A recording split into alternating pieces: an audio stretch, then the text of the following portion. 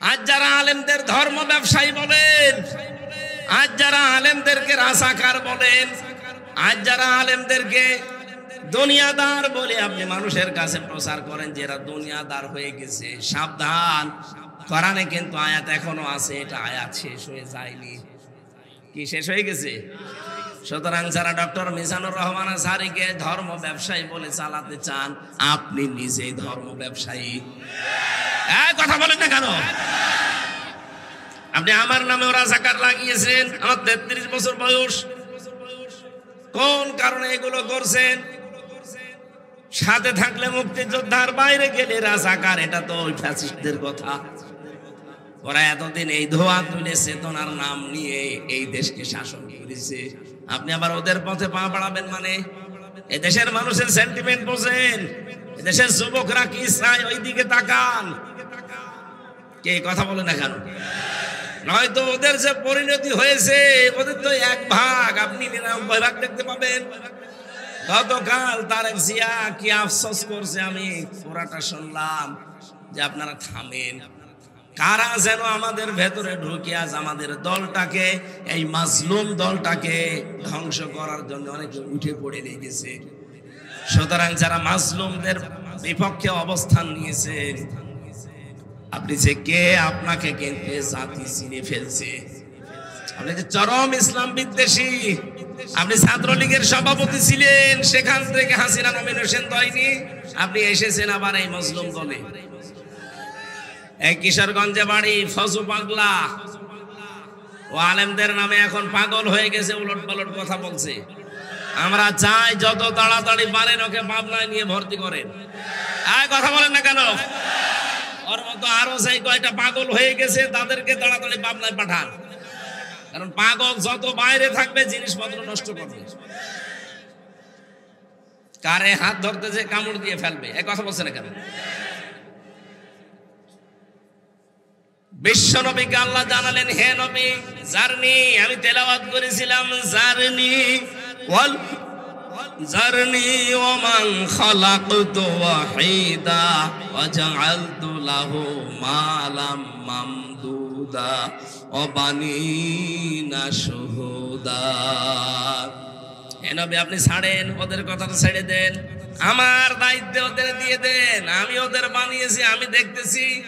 সুতরাং এই আয়াতটা পড়ার পরে ভরসা পাই, আল্লাহ তুমি নিজেই জানিয়েছো যে ওদেরকে তুমি ছেড়ে দাও, আমি দেখতেছি, আমরা ছেড়ে দিলাম।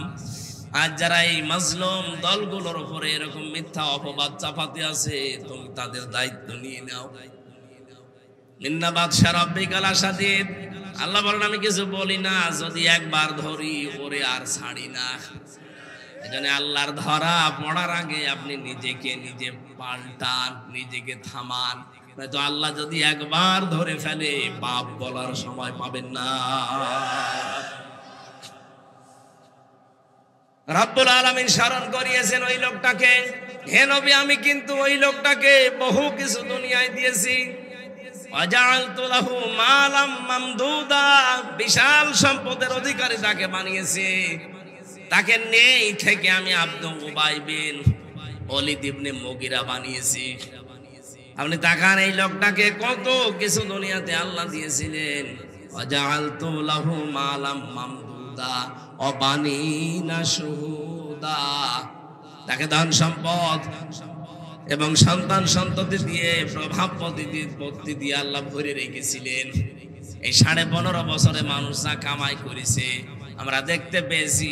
এই মানুষগুলো যদি আল্লাহর দিকে একনিষ্ঠভাবে ফিরে আসতো, জনগণের দিকে ফিরে আসতো, এই জনগণ কোনোদিন তাদেরকে তাড়িয়ে দিত না। আপনি কোন কারণে এটা করতে গেলেন? এখন তো নিজে ভোগও করতে পারলেন না, নিজের সন্তানাদি নিয়ে আরামে থাকবেন তাও পারলেন না, পুরা জীবনটা জাহান্নাম বানিয়ে ফেললেন। আমি মালয়েশিয়া ছিলাম কিছুদিন আগে, এসে দেখেছি ওখানে সাহেব পাড়া বানিয়েছে। কানাডায় তো আছে বেগম পাড়া, আর এখানে বানিয়েছে সাহেব পাড়া। থাকতে পারে না শয়তানরা, বানিয়েছে কোটি কোটি টাকা খরচ করে, কিন্তু থাকতে পারে না। যেই হোটেলে উঠতাম দেখি হোটেলের নিচে নামলে 2 জন বসে বসে গল্প করছে। কি এখানে কি? বলো হুজুর আমরা আগেই পালিয়েছি। কেন থাকবেন না সাহেব পাড়া? আমরা ওখানে থেকে মার খাবো। এদেশের জনগণ আছে, বাংলার জনগণ এখানেও আছে। যদি দেখে যে সাহেব পাড়া এসে লুকিয়ে আছে, পিটিয়ে লাশ বানিয়ে ফেলবে। এখান থেকে শিক্ষা নেওয়া যায় না। আজ পাগল হয়ে গেছেন, তাড়াতাড়ি, এত তাড়াতাড়ি আপনার দরকার কি? একটা সময় দেবেন না। 1628টা চেয়ারে জালেমরা বসেছিল, এখন ওই জালেমরাই আছে। ওই জালেম গুলোকে আজ নামানো লাগবে না। আন্দাজে নির্বাচন দেন, নির্বাচন দিয়ে করবে কি? আবার দিনের ভোট রাতে হবে। কথা বলে না কেন? কারণ জালেম গুলোকে যদি এখনো সংস্কার না করতে পারেন, এই চেয়ার গুলো থেকে নামাতে না পারেন, এরাই কিন্তু দিনের ভোট রাতে করেছিল। এরাই বিনা ভোটে নির্বাচন দিয়ে 154 জন ডিক্লিয়ার দিয়েছিল। এই জন্য তো আমরা চাচ্ছি হবে নির্বাচন। আমরা নির্বাচনের বাইরে না, বাধাও দেয় না, কিন্তু এটা সংস্কার করে দেন যেন দিনের ভোট দিনই হয়। এক লোক বিয়ে করার পরে বাসর রাতে এখনো ঢোকেনি, শাশুড়ি এসে বলছে বৌমা কি করবা জানি না, আমার কিন্তু নাতি চাই। মা সময় দেবেন তো? ননদ এসে বলছে ভাবি কি করবো আমি জানি না, আমার কিন্তু ভাতিজা চাই, তাও চাঁদের মতো সুন্দর। ঠিক আছে সময় দাও। শ্বশুর এসে বলছে বৌমা কি করবা জানি না, আমার কিন্তু বংশের বাতি চাই। ঠিক আছে। দাদি শাশুড়ি এসে বলছে বৌমা কি করবা জানি না, আমাদের কিন্তু পতি চাই। আচ্ছা দাদি সময় দেবেন না? স্বামী এবার এসে বলছে বউ কি করবা জানি না, আমার কিন্তু বেবি চাই। বউ ডাক দিয়ে বলছে তোমরা কি সব পাগলের গোষ্ঠী?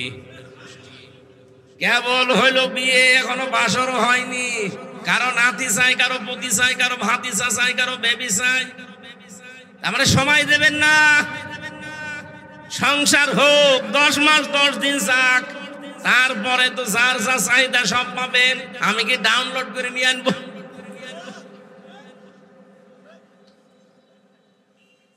আমরা তো ঠিক ওই কায়দায় আছি কি?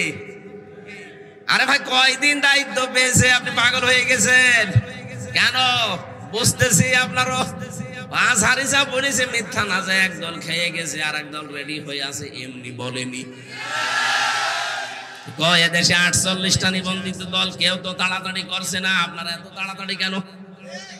কথা বলেন না কেন? আপনারা এত তাড়াতাড়ি কেন? সময় না দিলে ওকে ডাউনলোড করে নিয়ে আসবে বাচ্চা। ওরে সময় অন্তত দেন।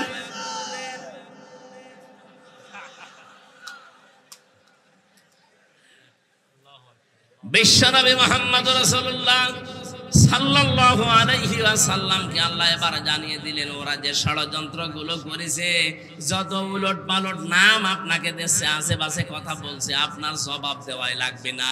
আমি আল্লাহ এবার নিজে ওর জবাব দিচ্ছি। বলেন সুবহানাল্লাহ। আল্লাহ রাব্বুল আলামিন বলেন ওমাহাদ্দু লাহু তামহিদা সুম্মা ইয়াতমাউ আন আযীদা। ওই মানুষকে শুধু সম্পদ আমি দেইনি, ওটাকে ভোগ করার জন্য যত রকমের রাস্তা লাগে সব তাকে দিয়েছিলাম। আমি বাংলাদেশে জেলে যাওয়ার আগে জালেমদের বড় বড় মানুষের সাথে মিলে দেখেছি, এই মানুষগুলো দুনিয়াকে জান্নাত বানিয়ে নিয়েছিল। বাড়িতে হরিণ পুষত, খরগোশ পুষত, আর মেয়ে ছেলে যেগুলো আছে এগুলো তো সব আল্লাহর রাস্তায় কাজ করাতো। ওই যে পাপিয়ার নাম শুনেছেন, আমার পাশের ছেলে ছিল। বাংলাদেশের বিভিন্ন মেয়েদেরকে ও চাকরির নাম নিয়ে নিয়েছে, এই জালেমদের হাতে তুলে দিতেছে, এই জেনেন আনন্দ করেন। আর আমি অমকটা জারি করতে চাই, অমকটা করতে চাই, শুধু সই করে দেবেন। আমি কি বেশি বললাম? আমি নিজে দেখেছি এগুলো। ওরে শেষ পর্যন্ত পারে নাই কেরানীগঞ্জে রাখতে। এই মহিলা এমন উল্লট পালট মহিলা, শেষ পর্যন্ত ওরে পাঠিয়ে দিয়েছে আপনার এই কুমিল্লায়। এখানেও পারে না, এখান থেকে পাঠিয়েছে আবার ঢাকায়। ওরা যে সমস্ত কাজ কারবার করেছে, আনন্দ ফুর্তি, জীবনের যত স্বাদ আল্লাহর সব মনে আছে দুনিয়ায় পূরণ করে নেবে। অথচ নবীজি জানিয়েছেন আর দুনিয়া মাজরাতুল আখিরাত, দুনিয়াটা আখিরাতের ক্ষেত, এখান থেকে তৈরি করো ভোগ করার জায়গা কোনটা? আরো জোরে বলেন। আল্লাহ বলেন এমন ভাবে আমি তৈরি করে রেখেছি, বলে আও নাব্বিয়ুকুম বিখাইরিম মিন যালিকুম লিল্লাযীনা তাকাউ ইনদা রাব্বিহিম জান্নাতিন তাজরি মিন তাহতিহাল আনহার। হে নবী, ওদেরকে বলেন আমি কি তোমাদেরকে এমন একটা উত্তম জিনিসের সংবাদ দেব, সেটা হচ্ছে জান্নাত। যারা তাকওয়া অবলম্বন করে আল্লাহকে ভয় করে জীবন চালাবে, এই মানুষগুলো শুধু মরতে দেরি হবে, এদের জন্য আমার আল্লাহ তলদেশ দিয়ে বয়ে যাওয়া নদী আর নহর, এরকম জান্নাত দিতে দেরি করবেন না। বলেন সুবহানাল্লাহ। এদেশে যারা একামতে দিনের আন্দোলন করে, আল্লাহর কসম ওরা ওইটা পাওয়ার জন্য সব সময় চেষ্টায় আছে। এখানে দুনিয়ায় আমরা কিছু পাই না পাই এটা আমাদের আফসোস নেই, আমাদের একটাই টার্গেট, আমাদের চোখ বন্ধ হওয়ার পরে যেন আল্লাহ পাক হযরতে আসিয়াকে যেভাবে জান্নাত তুলে ধরেছিলেন, আমাদের সামনেও যেন আল্লাহ তুলে ধরে। সূরা নাহাল নাহালের ভেতরে আছে 38 নম্বর আয়াতে পাবেন, কি 28 নম্বর আয়াতে, আল্লাযীনা তাতাওয়াফাহুমুল মালায়েকাতু তাইয়্যিবিনা ইয়াকুলুনা সালামুন আলাইকুম উদখুলুল জান্নাতা বিমা কুনতুম তা'মালুন। মানুষের জীবন যখন পবিত্র হবে, পরিচ্ছন্ন হবে, ওলট পালট কাজ যখন জীবনে থাকবে না, এই মানুষটা পবিত্র জীবন নিয়ে যখন আছাড় খেয়ে মরণের বিছানায় পড়বে, ফেরেশতারা এসে বলবে ইয়াকুলুনা সালাম আলাইকুম উদখুলুল জান্নাহ, আল্লাহর বান্দা তোমাদের উপরে আল্লাহর শান্তি বর্ষিত হোক, কোনো চিন্তা নেই, প্রবেশ করো ওই জান্নাতে তোমাদের এই কাজ কারবারের কারণে। এখানে দুনিয়ায় কষ্ট হলেও স্বীকার করে নিন, আপনার জন্য আখিরাতে আল্লাহ বিশাল একটা ঘর আসিয়ার মতো বানিয়ে রেখেছেন। বলেন সুবহানাল্লাহ। আল্লাহ রাব্বুল আলামিন বলেন, হে নবী, আপনাকে আমি দেখতে পাচ্ছি, আপনি শুয়ে আছেন, অনেক দিন হয়ে গেল ওহী আপনার কাছে যায়নি, ওঠেন তাড়াতাড়ি, সতর্ক করেন বান্দা বান্দীদেরকে। আজ অর্থনীতি অপবিত্র সুদ দিয়ে, এক কথা বলছেন এখন, শিক্ষা ব্যবস্থা সেকুলার দিয়ে পুরাটা অর্থ শিক্ষা ব্যবস্থা নাপাক বানিয়ে ফেলেছে। এই 15.5 বছরে কি আরম্ভ করেছিল আপনি টের পেয়েছেন? শিক্ষা ব্যবস্থার ভেতরে এই শরীফা নামের গল্প দিয়ে মানুষদেরকে সমকামিতা তৈরি করার চেষ্টা ছিল। নারী আর পুরুষ এ কোনো ভেদাভেদ থাকবে না, নারীতে বিয়ে করবে, পুরুষে বিয়ে করবে। এটা যদি ওই জালেমরা আজও থাকতো, আর এটা যদি সংসদে কায়েম করে ফেলতো, আদালত ওদের হাতে, বলেন তো আজকে আপনার মেয়েটা জীবন নিরাপদ থাকতো? মহিলা হোস্টেলে আপনার মেয়ে আছে, আপনার ফুফু আছে, আপনার বোন আছে। এই লোকটা এতদিন ছিল শরীফ, ও বলছে না আমাকে যেমন শরীফা লাগছে, ও গেল, যে বলছে আমি যেহেতু শরীফা আমার এই মহিলা হোস্টেলে সিট দেওয়া লাগবে, দিয়ে দিল। বলেন তো যতই শরীফা দাবি করুক, মালটা কি? বলেন, যেখানে আপনার বোন আছে, আপনার মেয়ে আছে, আপনার ফুফু আছে, যতই শরীফা দাবি করুক, মাল তো শরীফ। আপনার মেয়ের কাছে, আপনার বোনের কাছে থাকলে ওগুলো ঠিক থাকবে? বলেন, কোথায় নিয়ে গিয়েছিল শিক্ষা ব্যবস্থা? টের পাচ্ছেন? এখনো পর্যন্ত অনেক জালেম বলে যে কি করেছে, ওদের সব পালিয়ে যাওয়া লাগলো। কি করেছে? কি করেনি? জাতিকে একেবারে জাহান্নাম বানিয়ে ফেলেছিল। বিচার ব্যবস্থার কথা তো আমি জানি, আমার যে বিচারের রায় দিয়েছে হাইকোর্টে, যেই লোকটা বিচারপতি, আপনাদের এলাকায় বাড়ি, শেষ পর্যন্ত সে বলেই ফেলেছে যে বিচার ব্যবস্থাকে আপনারা দেশটাকে জাহান্নাম বানিয়ে ফেলেছেন।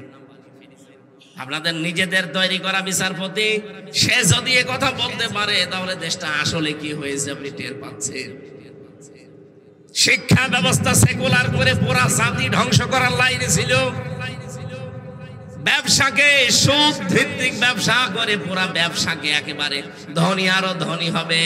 এস আলম 70 থেকে 75 হাজার কোটি টাকা মারিং কাটিং করেছে ইসলামী ব্যাংক থেকে। আর যারা গরিব ওরা আরো গরিব হবে। এই ছিল দেশের অর্থনীতি। সমাজ ব্যবস্থার দিকে তাকান, টাকা দিলেই বিচার উঠিয়ে যায়, এরকম ব্যবস্থা ছিল না সমাজে। রাজনীতিতে কি ছিল, এটা তো আরো মারাত্মক। আল্লাহ বলেন, হে নবী, সব জায়গায় চলছে এরকম কাজ কারবার, আপনি বসে আছেন, শুয়ে আছেন, মানে ওঠেন, জাতিকে সতর্ক করেন, এই জায়গাগুলো থেকে জাতিকে মুক্ত করেন। রব্বাকা ফাকাব্বির, রবের বড়দের কথাগুলো ওই জায়গায় থামান, ওই জায়গায় কায়েম করেন।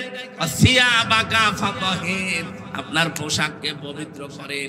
এখানে সিয়াব মানে শুধু পোশাক না, আপনার অন্তরকে পবিত্র করবেন, আপনার চিন্তাকে পবিত্র করবেন, আপনার বিশ্বাসকে পবিত্র করবেন। এই বাংলাদেশে যারা সত্যি একামতে দিনের দায়িত্ব পালন করে, যারা একামতে দিনের নেতা কর্মী, এদের বিশ্বাস, এদের ঈমান, এদের আকীদা সব চাইতে নির্ভেজাল।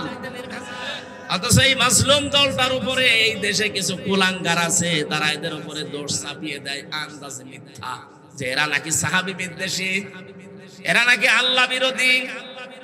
একটা মাসলুম দল আজ 53-54 বছর বিনা কারণে মার খাচ্ছে, আর আপনি আন্দাজে দোষটা তাদের উপরে চাপিয়ে দেন। আপনার কি বিশ্বাস ফাঁসির দড়ি কোনোদিন গলার কাছে নিয়েছেন? আপনি যাদের বলেন যে আকীদা ঠিক নেই, এই মানুষটা তো ফাঁসির দড়ি গলার কাছে নিয়ে জীবন দিয়েছে। আমার নিজে সাক্ষী, আমার সামনে দিয়ে নিয়ে যাচ্ছে। এই মাজলুম দলের উপরে আন্দাজে উলট পালট দোষ দেবেন না। কিয়ামতে তহমতের গোনা নিয়ে উঠবেন। যেই লোক যে অপরাধ করে না, ওই দোষ যদি কারো উপরে কেউ চাপিয়ে দেয়, ওটা গীবত হয় না, ওটা কি হয়? তহমত। এটা আরো মারাত্মক। আশা করছি আপনারা থামবেন। আপনার পোশাক তো পবিত্র করাই লাগবে। বিশেষ করে আয়াতের তাফসিরে পড়েছি, পুরুষেরা কোনোদিন যেন টাকনুর নিচে পোশাক না পরে। যদি আপনি জান্নাত পান, তারপরও টাকনুর নিচে পোশাক পরার কারণে এই জায়গাটা জাহান্নামে না চলে আপনি জান্নাত পাবেন না। সুতরাং এই কাজটা আমাদের আজকে থেকে করা যায় না। খালি নামাজের সময় একটু উঁচু করে নেন না। যারা এরকম পায়জামা, লুঙ্গি, প্যান্ট টাকনুর নিচে পরেন, নবীজি জানিয়েছেন কিয়ামতের দিন আল্লাহ তার দিকে নজর দিয়ে তাকাবে না। বলেন নাউজুবিল্লাহি মিন যালিক। অনেকে মনে করে এ আর কি, কতটুকু না, অনেক বড় কাজ এটা। আশা করছি আপনি এই কাজটা থেকে নিজেকে বিরত রাখবেন। আর রুজসা ফাহজুর, মূর্তি পূজা থেকে নিজেকে বাঁচান। আল্লাহ আমাদেরকে হাতে ধরে বাঁচিয়েছে। কোটি কোটি টাকা দিয়ে মূর্তির সংস্কৃতি এই দেশে আরম্ভ হয়েছিল। এই কথা বলেন না কেন? কোন জায়গাটা বাকি ছিল মূর্তি দিতে? মসজিদেও দেওয়া আরম্ভ করেছিল। মসজিদের টয়লেট, ওখানে দেখবেন ছবি টাঙানো আছে, বঙ্গবন্ধু টয়লেট। হ্যাঁ, আমি নিজে দেখেছি। খুলনায় এক জায়গায়, খুলনাতে এক জায়গায় টয়লেট করতেছে, দেখি মসজিদের টয়লেট, ওখানে ছবি টাঙানো আছে, নিচে লিখে দিয়েছে বঙ্গবন্ধু টয়লেট। হয়তো এরকম কোন অনুসারী বানিয়ে দিয়েছে। আরে ভাই, টয়লেটেও আপনার নাম লেখা লাগবে? মূর্তি পূজা থেকে মুক্ত করার জন্য লক্ষ লক্ষ নবী এসেছিল দুনিয়ায়। আমাদের নবী নিজে মূর্তি ভেঙেছেন না বানিয়েছেন? আপনি নবীর উম্মত দাবি করে মূর্তি বানাবেন কোন কারণে? ওয়ালা তামনুন তাস্তাকসির, হে নবী, বেশি পাওয়ার জন্য আপনি দান করবেন না। আজ এই স্বভাবটা আমাদের অনেকের ভেতরে আছে। মনে করে বেশি পরবর্তীতে পাবো, আগে থেকে কিছু দেই, পরবর্তীতে ওইটা শোধ তুলে নেব না। ওয়ালি রাব্বিকা ফাসবির, আবার নবের নামে আপনি ধৈর্য ধারণ করেন। সুতরাং এখন যা চলছে, আমরা এই উস্কানিতে কেউ যেন পা না দেয়। যে যা পাগলের মতো পোলাপ বকছে বকু, আমরা ধৈর্য ধারণ করবো কার জন্যে? আল্লাহর জন্য ধৈর্য ধারণ করলে ওয়ালিদ বিন মুগিরাকে আল্লাহ যেমন সাইজ করেছিলেন, এদেরকেও আল্লাহ করবেন ইনশাআল্লাহ। ফাইদা নুকিরা ফিল নাকুর ফাযালিকা ইয়াউমাইযি ইয়াউমুন আসির আলাল কাফিরিনা গায়রু ইয়াসির। এখানে আল্লাহ জাহান্নামের এবং কিয়ামতের কিছু চিত্র তুলে ধরেছেন। আলহামদুলিল্লাহ, বায়ারা ইসলামী সমাজ কল্যাণ পরিষদের উদ্যোগে বায়ারা জয়নাল উচ্চ বিদ্যালয় ময়দানে, বায়ারা বাজার, নাঙ্গলকোট, কুমিল্লা তাফসিরুল কোরআন মাহফিলের স্বনামধন্য সভাপতি জনাব ডক্টর মোহাম্মদ আলী। পৃষ্ঠপোষকতায় আছেন জনাব আব্দুর রহিম মজুমদার। মাহফিলের প্রধান অতিথি আপনাদের এলাকার সন্তান, ইসলামিক চিন্তাবিদ, রাজনীতিবিদ মাওলানা ইয়াসিন আরাফাত। আতালাল্লাহু উমরাহু ওয়া বারাকাল্লাহু ফি হায়াতি, আমিন।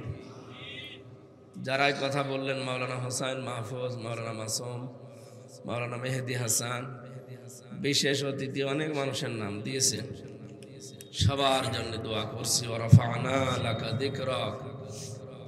মঞ্চে বসা ওলামা ইকরাম, সামনে বসা মুসলমান ভাইরা, পর্দার আড়ালের সম্মানিতা মা এবং বোনেরা, প্রাণ প্রিয় কুমিল্লাবাসী, আল্লাহর দরবারে শুকরিয়া জানাচ্ছি যিনি আমাদের সুস্থ রেখেছেন। অসুস্থ না হলে বোঝা যায় না যে সুস্থতা কি, যে এখন আমি টের পাচ্ছি। সুতরাং যারা সুস্থ আছেন বলেন আলহামদুলিল্লাহ। ঠিক আছে ভাই, কিছু বলেছি আপনাকে, লাগলে বলবো না, রিভাব দেন,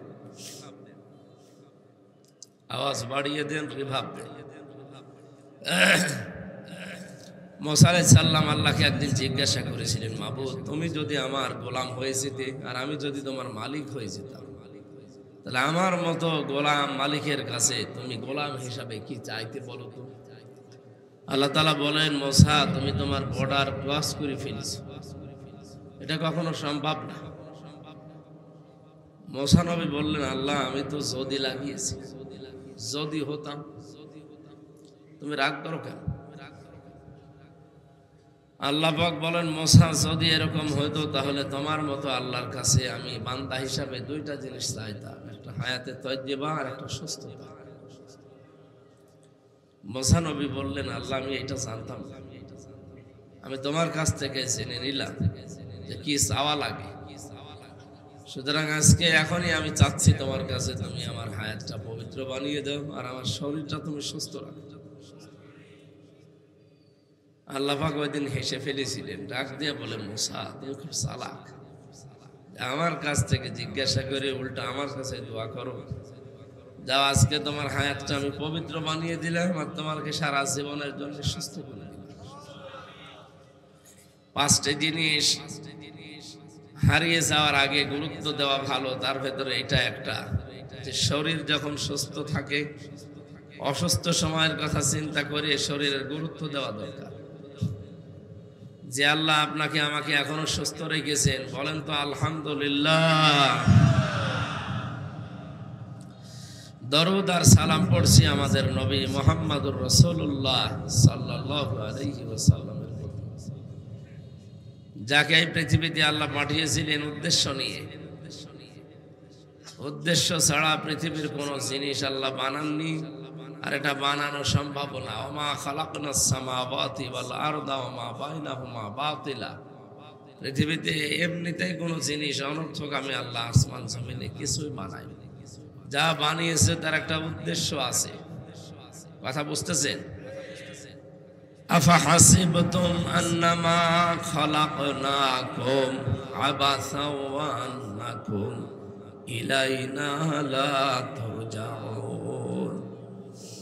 মানুষ কি মনে করে আমি এমনি এমনি তাদেরকে বানিয়েছি, আমার কোনো উদ্দেশ্য নেই? অবশ্যই আমার কোনো উদ্দেশ্য আছে তাদেরকে বানানো এবং পাঠানোর পেছনে। আমার কাছে যেহেতু ফিরে আসা লাগবে, এ কথাটা ভালো করে স্মরণ রাখেন। যেহেতু যাওয়া লাগবে আল্লাহর কাছে, এই কারণে আমাদের পাঠানোর উদ্দেশ্যটা আমরা যদি না জানতে পারি, যদি সফল করতে না পারি, আমরা সবাই কিন্তু ধরা খেয়ে যাব। আল্লাহ আমাদের পাঠিয়েছিলেন এই জমিনে একটা উদ্দেশ্য নিয়ে, ইন্নী জাইলুম ফিল আরদি খলিফা। আমরা এই জমিনের খলিফা। কি বলেন তো? খলিফা। খলিফা মানে প্রতিনিধি। আল্লাহ যেটা করার দরকার ছিল ওইটা ওনার দ্বারা তো এখানে এসে আপনাদের সামনে খলিফার যে দায়িত্ব এটা পালন করা মানায় না, সম্ভব না। আল্লাহ এই জন্য আমাদেরকে পাঠিয়েছেন আমরা যেন তার ওই দায়িত্বটা পালন করি। অথচ বাস্তবতা ভিন্ন। আজ আমরা জমিনে খলিফা নেই। কি কথা বলেন না কেন? জমিন ফাঁকা পেয়েছে জালেমরা। আল্লাহর খলিফাগুলো এই জমিনে থাকে না, আছে তারা খানকায় আছে। খানকার খলিফা নেই, দরবারের খলিফা নেই। কে বলেছে আপনাকে দরবারের খলিফা হওয়া লাগবে, খানকার খলিফা হওয়া লাগবে? কোন জায়গায় আছে আপনি বলেন তো? জমিনে আপনি থাকেন না, জমিন ফাঁকা পেয়েছে জালেমরা 180 মাইল বেগে চালাচ্ছে। এই জন্য আমাদের থাকা লাগবে খানকায়, দরবারে না জমিনে? আরো জোরে থাকবেন তো জমিনের সামনে ইনশাআল্লাহ। জমিনে যদি আপনি না থাকেন, ভবিষ্যতে দেখবেন জমিন পুরাটা ওরা দখল করে ফেলেছে। এখনো যেমন দখল করার চেষ্টায় আছে। আমাদেরকে ওরা শুধু মসজিদ, মাদ্রাসা, খানকা, মক্তব এগুলো দিয়ে রেখেছে যে এগুলোর বাইরে আসবেন না। ১৫০০ বছর আগে মোহাম্মদ রাসূলুল্লাহকে সাল্লাল্লাহু আলাইহি সাল্লাম তাকেও কিন্তু এই অফারগুলো দিয়েছিল যে আপনি মসজিদ, কাবাঘর, খানকা এগুলো নিয়ে আপনি থাকবেন, বাইরে আসতে পারবেন না। যদি বাইরে আসেন তাহলে আপনার সাথে আমাদের বেঁধে যাবে। আল্লাহর নবীকে সর্বপ্রথম যে আয়াতটা নাযিল করে তার নবুয়তের স্বীকৃতি আল্লাহ দিলেন, ইকরা বিসমি রাব্বিকাল্লাযী খলাক। এই 5টা আয়াত নাযিল হয়ে গেল পরপর। বিশ্ব নবী বাড়িতে আসলেন,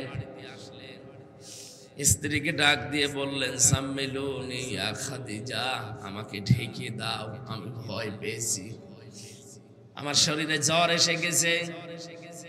হযরতে খাদিজাতুল কুবরা ওই দিন তাকে কয়েকটা কথা শুনিয়েছিলেন। কোন স্ত্রী যদি স্বামী সম্পর্কে এই কথাগুলো বলতে পারে সেই স্বামী সফল। 1 নম্বরে বলেছিলেন, কাল্লা ওয়াল্লাহি মা ইখজিক আল্লাহু আবাদান। হে আবুল কাসেম, কাসেমের পিতা, আপনি কখনো ভয় পাবেন না। আল্লাহ আপনাকে অপদস্থ, অপমান, লাঞ্ছনা গঞ্জনা দিতে পারে না। কারণ ইন্নাকা লা তাসিলুর রাহিমা, আপনি মানুষের সম্পর্কগুলো ঠিক রাখেন। অথচ বাস্তবতা কি? এই 54 বছরে সম্পর্ক নষ্ট করার জন্য বহুজন বহু জায়গা থেকে চেষ্টা চালিয়েছে, এখনো চালাচ্ছে। আপনি তাকান, আমাদের এই প্রতিবেশী, এই কোলাঙ্গার প্রতিবেশীরা 54 বছর ধরেই আমাদের পেছনে লেগে আছে সম্পর্ক নষ্ট করার জন্য। বিশ্বের আমাদের কাছে যাদের সম্পর্ক ছিল ওগুলোও যেন না থাকে। এজন্য নতুন নতুন করে জঙ্গি নাটক সাজিয়ে আমাদের এতদিন পর্যন্ত বিশ্বের কাছে কালার করেছে। বলেন 21শে আগস্ট গ্রেনেড হামলা যেটা, এটা এখন তথ্য বের হচ্ছে, এটা নাকি ওরা নিজেরা এগুলো করেছিল, করে এদেশকে যেন একটা জঙ্গি রাষ্ট্র হিসাবে প্রমাণ দেওয়া যায় পৃথিবীতে, সেই চেষ্টায় ছিল তারা। সব এখন ভিডিও আকারে বের হয়ে যাচ্ছে। প্রশ্ন আসতে পারে, এতদিন বের হইল না কেন? আরে ভাই, এতদিন বের হবে কি করে? আপনি বাড়িতে থাকতে পারতেন যে এতদিন বের হবে? কথা বোঝেন আমার? এই জন্য বাস্তবতা ভিন্ন দিকে। ওরা রক্তের সম্পর্ক, আমাদের এই যে প্রতিবেশীর যে সম্পর্ক, এটা তারা নষ্ট করার বহু চেষ্টা চালিয়েছে, এখনো চালিয়ে যাচ্ছে।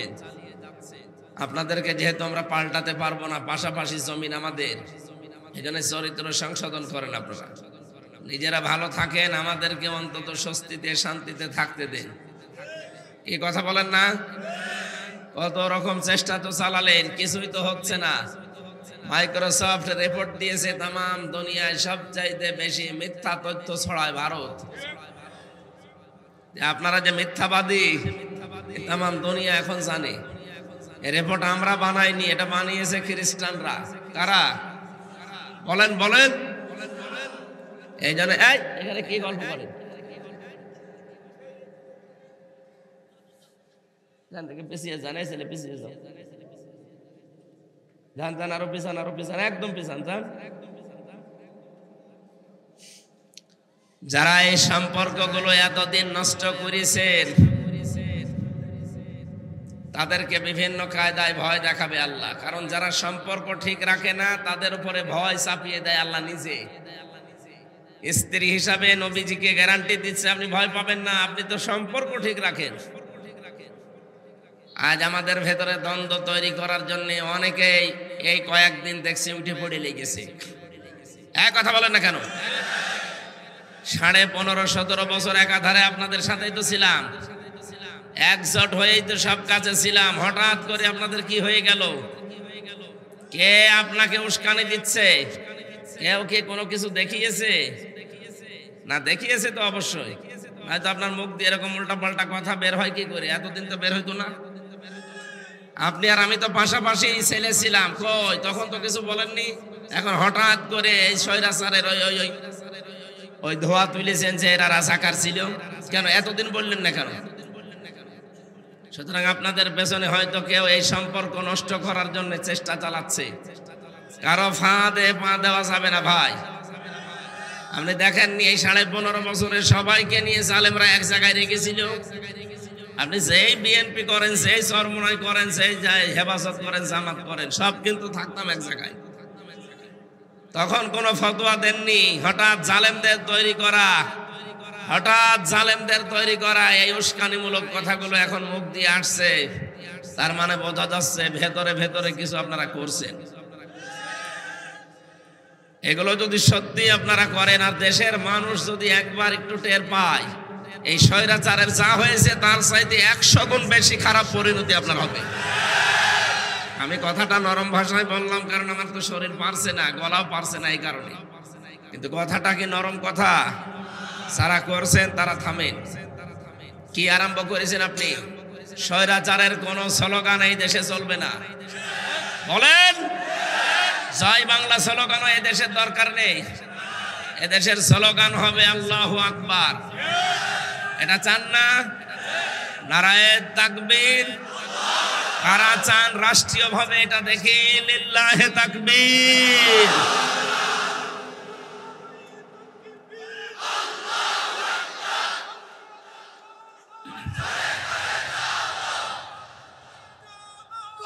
আলহামদুলিল্লাহ।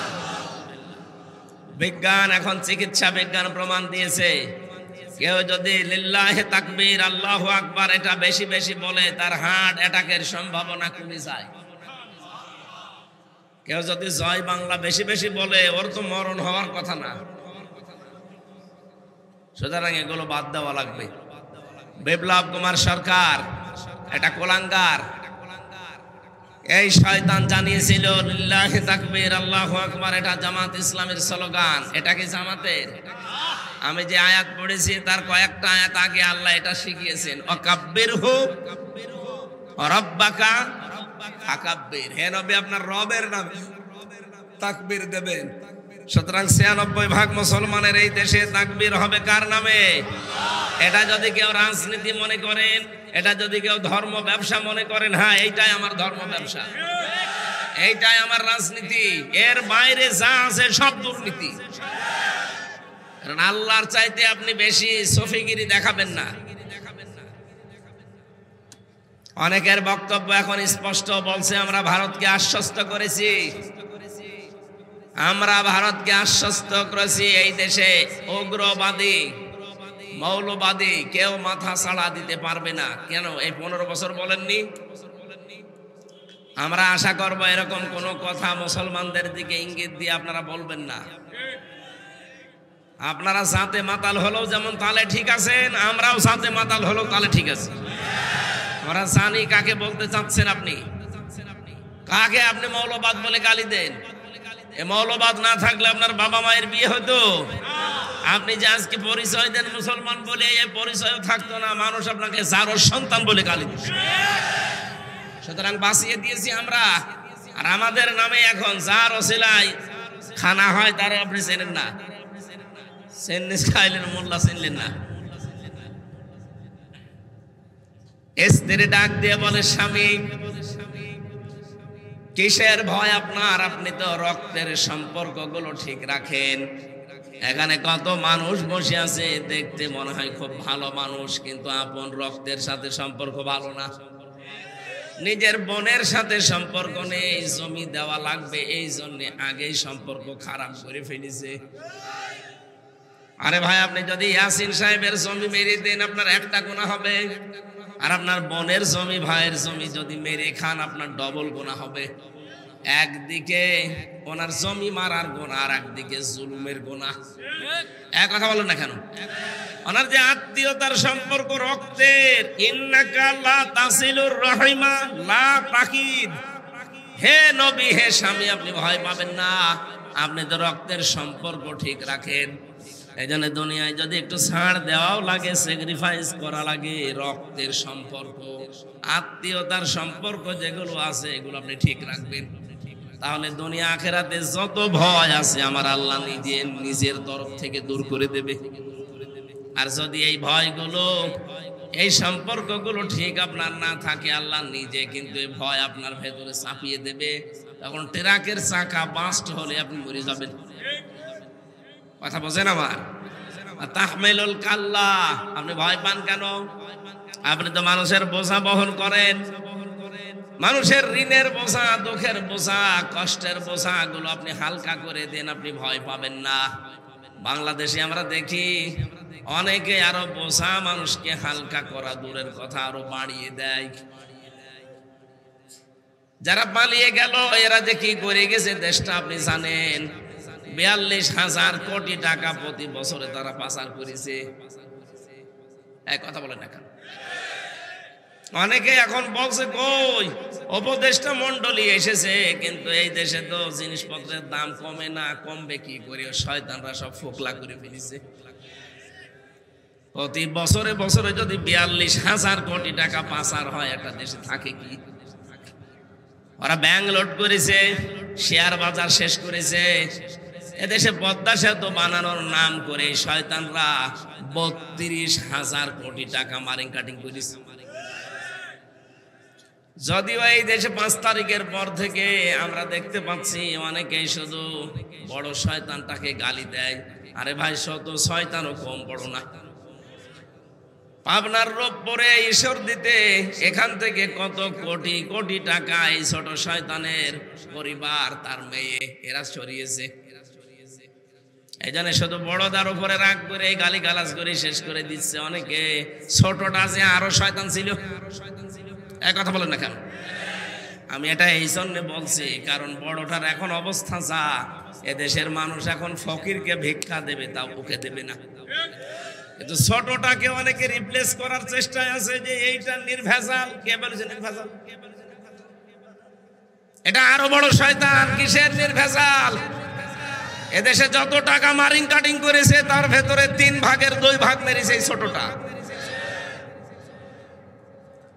এদের সাথে যাদের সম্পর্ক বেশি তারা এখন চেষ্টা চালাচ্ছে কি করে দাদা বাবুদের ধরে আবার এই দেশের উপরে ওঠা যায়। এদেশের উপদেষ্টা মন্ডলের একজন শ্রদ্ধাভাজন ব্যক্তিত্ব গতকালকে অলরেডি জানিয়ে দিয়েছে, কোন চোরকে এই দেশে আমরা আর বসাতে চাই না। কথা বলেন? এই দেশের সংসদে বসবে তারা যারা বুকে কোরআন নিয়ে সংসদে ঢুকতে পারে। এটা যদি আপনার কাছে ধর্ম ব্যবসা মনে হয়, হ্যাঁ এটাই ধর্ম ব্যবসা। আমি আপনার মতো শুধু সিজন আসলে মাথায় টুপি মাথায় দেই না। আপনার মতো টুপি মাথায় দিয়ে সিজন আসলে শুধু ভোট চাই না, আমরা সারা বছরই মাথায় টুপি রাখি। এই লোকটার মাথা থেকে সারা বছরে টুপি খুঁজতে দেখেছেন? বলেন। এই লোকটা যদি কোরআনে কারিম বুকে নিয়ে যেতে পারে সংসদে, আর যদি আইনটা পাশ করতে পারে, মাননীয় আদালত স্পিকার, আমরা নামাজের বিল চাই। যদি 151 জন হয়ে যায় 300 জনের ভেতরে, যদি ওই রায়টা কার্যকর হয়ে যায়, জয়যুক্ত হয়ে যায়, এই দেশে নামাজের বাজার কোনোদিন করা লাগবে না। 18 কোটি মানুষ ঠিক আসরের পর থেকে নামাজ আদায় করবে। বলেন। আপনি হয়তো একটা ভোট দিয়েছিলেন, কিন্তু 18 কোটি মানুষ নামাজ পড়লে যে সওয়াব হয়, আপনার একটা ভোটের কারণে আপনি সেই সওয়াব পাবেন। এইটা রাজনীতি হয় কি করে? এইটাই তো আসল নীতি। অতাকসিবুল মাদুমা, স্ত্রী বলেন, আপনি তো যে মানুষগুলো এই পৃথিবীতে পোশাক ছাড়া তাদের পোশাকের ব্যবস্থা করে দেন।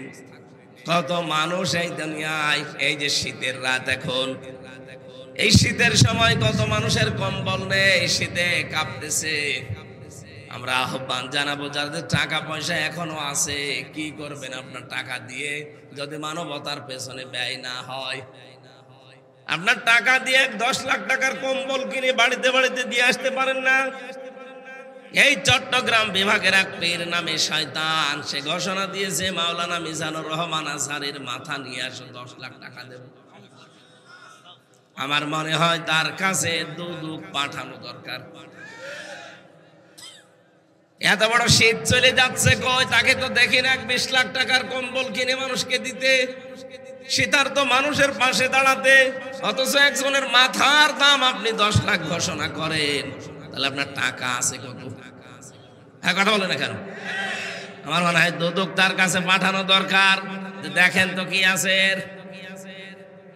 পীর নামে যে ব্যবসাগুলো খুলে সারা দেশে একই অবস্থা, ওরা যখন দেখে যে না ইসলাম আসলে আমাদের এই ব্যবসা তো চলবে না, তখন তারা উল্টা পাল্টা ফতোয়া দেয় যে যা হয়ে যায় যাক, আগে ইসলামী আন্দোলন একামতের দিন যারা এদেরকে ঠেকান। কারণ ওরা ভালো করে বোঝে যে কোরআন আসলে আমরা যে ব্যবসা করে খাই এটা আগে বন্ধ হয়ে যাবে। অতঈনু আলা দীনি অতঈনু আলা নাওয়াইবিল হক। হে নবী, আপনি, হে আমার স্বামী, কখনোই ভয় পাবেন না। আপনি তো সত্যের সাক্ষ্য দেন, সাহায্য করেন সত্যকে প্রতিষ্ঠার জন্য। আমরা তো এইটাই চাচ্ছি। এই দুনিয়ায় সবচাইতে বড় সত্য আল্লাহর কোরআন, এর চাইতে সত্য আছে বলে আপনার মনে হয়? আরো জোরে বলেন। আমরা তো চাই এইটার প্রতিষ্ঠা। এই দেশে যারা একামতের দিনের দায়িত্ব পালন করে, কোন মানুষ যদি চায় যে আমি নিজে প্রতিষ্ঠা হবে, তার পেছনে থাকা জায়েজ নেই। কি কথা বলছেন? আর আমার যতটুকু বাস্তবতা আমি দেখেছি, না যারা সত্যি মন থেকে একামতের দিনের দায়িত্ব পালন করে, ওরা কখনো চায় না যে আমি দায়িত্ব পালন করব। জোর করে দেওয়া হয়, নিতে চায় না। বলেন, এই যে সেই গুণগুলো বললাম হাদিস থেকে, কোন মানুষের ভেতরে যদি এই গুণগুলো পাওয়া যায়, স্ত্রী যদি সাক্ষী দেয়, আপনি বুঝবেন আপনার জীবন সাকসেস, সফল হচ্ছে। বিশ্বনবী বাড়িতে আসলেন, অনেক দিন ওই বন্ধ ছিল। এই 5টা আয়াতের পর নবীজি ওই কম্বল গায়ে দিয়ে, চাদর গায়ে দিয়ে তিনি শুয়ে আছেন ভয়তে ভয়তে। নবীজিকে বারবার স্ত্রী ডাক দিয়ে বলছে, আপনি ভয় পাবেন না। ভয় পান কেন? যে কথাগুলো বললাম এগুলো থাকলে ভয় পাওয়া লাগে না। এর পরবর্তীতে মহান আল্লাহ সূরা মুদ্দাসসিরের 1 থেকে 7 নম্বর আয়াত পর্যন্ত জিবরাইলকে দিয়ে পাঠিয়ে দিলেন। আমরা সেখান থেকে তার পরবর্তীতে পড়েছি, ইয়া আইয়ুহাল মুদ্দাসসির কুম ফানদির রাব্বাকা ফাকাব্বির। হে কম্বলওয়ালা, এভাবে শুয়ে থাকার জন্য আপনাকে আমি পাঠাইনি। ওঠেন, রাব্বাকা ফাকাব্বির, আপনার রবের শ্রেষ্ঠত্ব ঘোষণা করেন। ফানজির, মানুষকে সতর্ক করেন। বিশ্ব নবী দায়িত্ব পাওয়ার পরে তিনি উঠে দাঁড়ালেন। সতর্ক আরম্ভ করব কাকে দিয়ে? তিনি শুরু করলেন তার নিজের পরিবার থেকে। ওয়াজির আশিরাতাকাল আকরাবিন, আপনি সতর্ক করেন আপনার পরিবারস্থ লোকদের, যারা নিকট আত্মীয়, তাদের থেকে। এই আয়াত থেকে মাসলা বের হয়, দুনিয়াতে আমরা যারা দাওয়াতি কাজ করব, দায়ী ইলাল্লাহ, তাদের প্রথম কাজ হবে নিজের পরিবারস্থ আত্মীয় স্বজন, নিকট আত্মীয়দেরকে দিয়ে শুরু করা। এক কথা বলেন না কেন? কিন্তু এইটা আমরা অনেক কম দেখতে পাচ্ছি। এই কুমিল্লা নোয়াখালী থেকে চলে যাচ্ছে সেই খুলনাতে, যশোরে, কুষ্টিয়ায়, অথচ নিজে আত্মীয় স্বজন, নিকট আত্মীয়, বউ, ছেলে মেয়ে এখনো ইসলামের উপরে ওঠে নাই, ওর চিন্তাও নেই। এই জন্য আমাদের উচিত হবে সর্বপ্রথম শুরু করা। নবীকে আল্লাহ দিলেন আকরাবিন, নিকট আত্মীয় দিয়ে শুরু করেন। আমরাও যদি নিকট আত্মীয় দিয়ে সত্যি শুরু করতে পারতাম, তার পরিবার থেকে অনেক মানুষ অনেক সাপোর্ট পেতাম। আজ হাজারো মানুষ আমরা সাপোর্ট পাচ্ছি না, শুধু এই আয়াত সামনে না থাকার কারণে। কথা বলে না কেন? মুহাম্মদ রাসূলুল্লাহ পরিবারের সাপোর্টের ব্যাপারে জানিয়েছেন। নবীজি বলেন, এই পৃথিবীতে উত্তম স্ত্রী তো তারা যারা নিজের স্বামীকে দিনের পথে, ইসলামের পথে চলতে গিয়ে সাহায্য করে, সহযোগিতা করে, উদ্বুদ্ধ করে। আপনারা খাদিজাতুল কুবরার নাম শোনেননি? মাইক গলা ভেঙে যাচ্ছে কেন? আওয়াজ বাড়িয়ে দেন। হযরতে খাদিজাতুল কুবরা রাদিয়াল্লাহু তাআলা আনহা, এদিকে তাকান। তিনি জীবনে কোনোদিন এক ওয়াক্ত নামাজ পড়েননি। একটা রোজা রাখেননি, একটা টাকা যাকাত দেননি, হজও জীবনে করেননি, অথচ আল্লাহ জান্নাতের ভেতরে নিজে একটা ঘর তৈরি করে খাদিজাকে সুসংবাদ পাঠিয়েছেন। মেয়েরা যারা এসেছেন তাদের এক কথাই বলছে, শুধু নামাজ পড়া রোজা রাখা কালো বোরকা পরা ইবাদত না, জান্নাতে আপনি যেতে পারবেন না। আপনার স্বামীকে খাদিজার মতো পেছন থেকে সাহায্য করা লাগবে, সহযোগিতা করা লাগবে, উদ্বুদ্ধ করা লাগবে, ছাড় দেওয়া লাগবে। কথা বলে না কেন? আপনার স্বামী যদি সত্যি একামতে দিনের কাজে থাকে, অযে দায়িল আল্লাহর কাজে থাকে, মানবতার সেবায় থাকে, আপনি ঘরে বসে তাকে আরো সাহায্য করবেন, ছাড় দেবেন, সময় দেবেন, তাকে উদ্বুদ্ধ করবেন। আপনি তাহলে খাদিজাতুল কুবরার সাথে জান্নাতে ওনাকে আল্লাহ ঘর বানিয়ে পাঠিয়েছিল, আপনাকে আল্লাহ একটা ঘর বানিয়ে পাঠিয়ে, ঘর হয়তো এভাবে সুসংবাদ আসবে না, মৃত্যুর পরে আপনি খাদিজার সাথে পাশাপাশি জান্নাতে থাকতে পারবেন। বিশ্বনবী হঠাৎ এগুলো তৈরি করলেন, নিজের নিকট আত্মীয়র ভেতরে যখন আরম্ভ করেছেন, হঠাৎ ওই দেশের যারা দায়িত্বশীল, তার মানে আবু জেহেল, ওলীদ বিন মুগীরা, আবু সুফিয়ান, আবু লাহাব, সবগুলো তড়িঘড়ি করে একটা বৈঠক ডাক দিয়েছে সংসদে, যে মুহাম্মদ যে নতুন করে যা আরম্ভ করেছে, সামনে হজের মৌসুম, যদি হজে বিভিন্ন দেশ থেকে হাজী সাহেবরা আসে, আর মুহাম্মদ যেটা বলতে চায় এটা যদি মানুষের কাছে চলে যায়, তাহলে তার দাওয়াতি কাজ সহজ হয়ে যাবে, তার ধর্ম প্রচার সহজ হয়ে যাবে। কি করে এটা বন্ধ করা যায়, পরামর্শ দাও তো দেখি। এক একজন এক এক পরামর্শ চলছে। ওলীদ বিন মুগীরাকে দায়িত্ব দিয়েছে যে আপনি জাতির এই সংসদের, আপনি মনে করেন এখন হুইপ, বিরোধী না, সরকার দলীয় আপনি হুইপ, আপনি এখন এই আমরা যে মতামত দিলাম এখান থেকে কাটছাট করে চিন্তা ভাবনা করে পরামর্শ দেন, কি করব আমরা, সিদ্ধান্ত জানান। একজন পরামর্শ দিয়েছে, এক কাজ করো, মুহাম্মদের বিরুদ্ধে আজকে থেকে একটা বদনাম ছড়িয়ে দাও যে মুহাম্মদ মিথ্যাবাদী। বলেন নাউজুবিল্লাহ। ওলীদ বিন মুগীরা বলছে, না, ও তো আমাদের সামনে বড় হয়েছে, এই 40টা বছর জীবনে অনেক কোনোদিন মিথ্যা কথা বলতে শুনিনি, এইটা জনগণ খাবে না, আর একটা নিয়ে আস। আর একজন বলছে, এক কাজ করেন, ওকে শুধুমাত্র মিথ্যাবাদী বলা যাবে না, ওকে আপনি এক কাজ করেন, কবি বলে চালিয়ে দেন। লোকজন বলছে, না, ও যেভাবে তেলাওয়াত করে ওটা কবিতার মতো শুধু না, কবিতা তো একবার পড়লে আর একবার পড়তে মন চায় না, কিন্তু এ যে পড়ে একবার পড়লে মনে হয় একেবারে কলিজার ভিতরে লাগে, এটা দিয়ে কাজ হবে না। আর একটা বলো, কেউ বলছে এখন এক কাজ করুন, ওনাকে গণক বানিয়ে দেন, এইটা বলে প্রচার করেন যে মুহাম্মদ গণক, এটাও খাবে না। কি করবেন, তাকে পাগল বলে চালিয়ে দেন। বলেন নাউজুবিল্লাহ। পাগল বলে চালিয়ে দিলে হবে না, কারণ পাগলের চেহারার সাথে মুহাম্মদের চেহারার কোনো মিল নেই। পাগলের চুল থাকে উস্কো খুস্কো, দাঁতে থাকে ময়লা, চেহারায় থাকে ময়লা, ওর যে চেহারা একবার দেখলে আর একবার তো কোনোদিন মুখ ফেরাতেই মনে চায় না। সুতরাং এ নামে হবে না, নতুন কিছু তৈরি করো।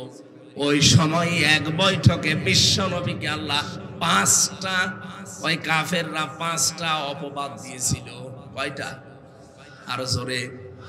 1 নম্বরে মিথ্যাবাদী, 2 নম্বরে গণক, 3 নম্বরে জাদুকর, 4 নম্বরে কবি, 5 নম্বরে পাগল। রব্বুল আলামিন এই 5টার জবাব তিনি 5টা গুণ বর্ণনা করে দিয়েছেন। সূরা আহজাবের 45-46 নম্বর আয়াত নাযিল করে আল্লাহ বলেন, ওই 5টা অপবাদ দিয়েছে আমার নবীর উপরে ওলীদ বিন মুগীরা, আমি উল্টা করে এই 5টাকে পাল্টিয়ে দিলাম। ইয়া আইয়ুহান নাবিয়্যু ইন্না আরসালনাকা শাহিদাও ওয়া মুবাশশিরাও ওয়া নাযীরা ওয়া দাঈয়ান ইলাল্লাহি বিইذনিহি ওয়া সিরাজাম মুনীরা। বলেন আল্লাহু আকবার। আল্লাহ বলেন কাকে পাগল বলো, কাকে গণক বলো, কাকে মিথ্যাবাদী বলো, জাদুকর বলো, কবি বলো, আমার নবী হচ্ছে পৃথিবীতে শাহেদ, সাক্ষীদাতা। আমার নবী হচ্ছে সুসংবাদদাতা, আমার নবী সতর্ককারী, আমার নবী আল্লাহর দিকে আহ্বানকারী, আমার নবী সিরাজাম মুনিরা, উজ্জ্বল প্রদীপ। আমা সাহিবুকুম বিমাজনুন, কেন তাকে পাগল বলো? তোমাদের সাথী আমার নবী মুহাম্মদুর রাসূলুল্লাহ পাগল নয়। জোরে বলেন সুবহানাল্লাহ। ওয়ালিদ বিন মুগীরা ডাক দিয়ে বলছে, এভাবে যদি কাজ না হয়, আমরা কিছু কিছু লোক ঠিক করে রাখি।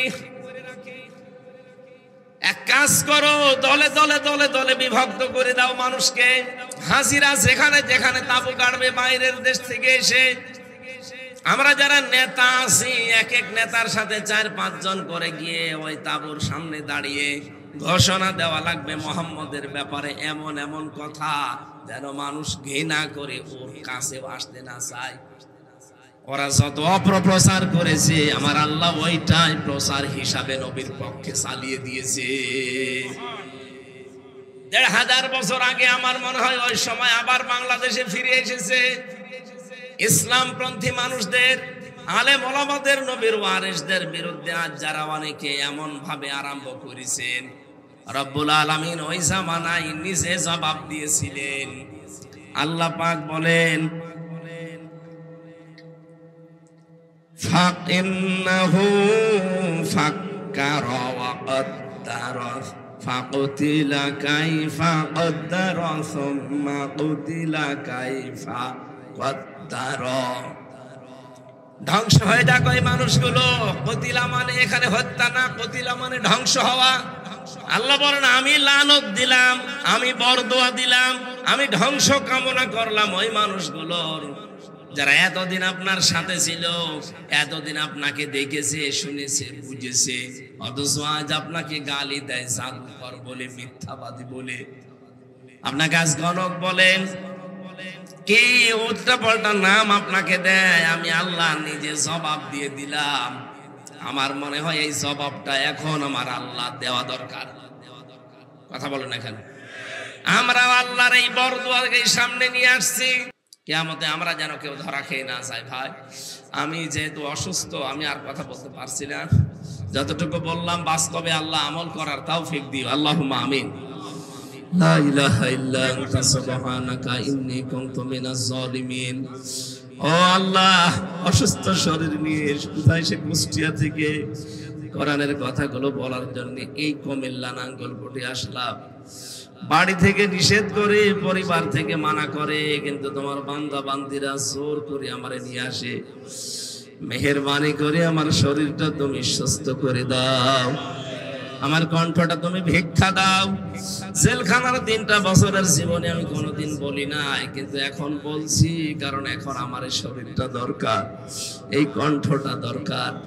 মুক্ত জীবনে যখন ফিরিয়ে দিয়েছো আল্লাহ, তুমি আমার এই কণ্ঠ আর শরীরটা দয়া করে ভিক্ষা দাও। ওয়াইদা মারিদতু ফাহুয়া ইয়াশফিন, আমি যখন অসুস্থ হই তুমি তো আমাকে শিফা দাও। দুনিয়ার সব ঔষধ খেলেও আমি সুস্থ হব না যদি তোমার হুকুম না থাকে। মেহেরবানি করে তুমি আমার শরীরটা আগের মতো বানিয়ে দাও। এই মাহফিলের আয়োজন করতে গিয়ে তোমার যে বান্দারা শ্রম দিয়েছে আল্লাহ, তাদের শ্রম কবুল করো। যত যুবক ভাইরা চেষ্টা চালিয়েছে, যুবকদেরকে তুমি ওমরের মতো বানিয়ে দাও। এলাকায় মাটির নিচে যারা ঘুমিয়ে আছে আল্লাহ, কবরগুলো জান্নাত বানিয়ে দাও। আগামীতে অনুষ্ঠানটা কোরআনের জন্য আরো বড় করে কবুল করে নিও রব্বুল আলামিন। তোমার এক ছোট্ট বান্দি বা বান্দা অসুস্থ হয়ে আছে, তাকে শেফা দান করো। সম্মানিত সভাপতি একজন ডাক্তার মানুষ, আল্লাহ তাকে কবুল করো।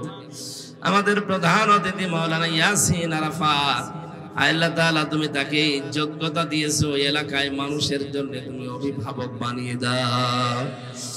আলহামদুলিল্লাহ, প্রবাস থেকে যারা টাকা পয়সা পাঠিয়েছে এদের টাকাগুলো কবুল করে নাও।